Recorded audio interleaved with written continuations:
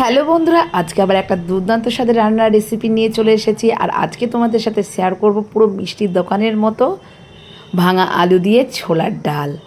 আর এটা তোমার রুটি, পরোটা, লুচি, কচুরি, ডাল পুরি, মানে যার সাথে তুমি খাবে তার সাথেই দুর্দান্ত, মানে এক কথায় অসাধারণ। একবার হলে বাড়িতে তোমরা এইভাবে বানিয়ে খেয়ে দেখো, দুর্দান্ত লাগবে। তো চলো ভিডিওটা প্রথম থেকে শেষ পর্যন্ত দেখার অনুরোধ রইল।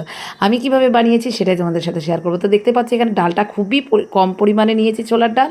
আর এখানে আলুটা আমি বেশি পরিমাণে নিয়েছি, তোমরা তোমাদের মতো পরিমাণটা নিয়ে নেবে। তাই এখানে দেখতে পাচ্ছ ছোলা ডালটা ভালো করে আমি ধুয়ে নিব।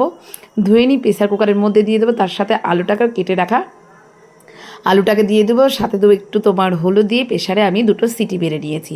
ডালটা তবে বেশি গলিয়ে ফেললে হবে না। আর আলুটাকে হাতের সাহায্যে আমি ম্যাশ করে নিয়েছি। দেখতেই পাচ্ছ আমার ডালটা কেমনভাবে আমি সিটি দিয়ে নিয়েছি। এদিকে কড়াইতে তেল গরম করে নিয়েছি, সরিষার তেলে রান্না হবে।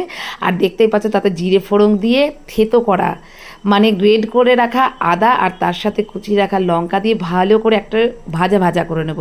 ভাজা ভাজা হয়ে গেলে তখন মশলার মধ্যে তোমার ভাজা মশলা, তার সাথে রয়েছে হলুদ, লবণ আর চিনি, এটাকে দিয়ে ভালো করে মশলাটাকে গুলিয়ে নিয়ে এর মধ্যে এবার অ্যাড করে দেবে। অ্যাড করে ভালো করে এবার মশলাটাকে কষিয়ে নেবো। আর একটু কালারের জন্য কাশ্মীরি লঙ্কার গুঁড়ো দিয়েছি। আর ভাজার মশলার মধ্যে তোমার গোটা ধরনের গোটা জিরে, মৌরি একসাথে ভালো করে আমি মানে গুঁড়ো করে নিয়ে দিয়েছি।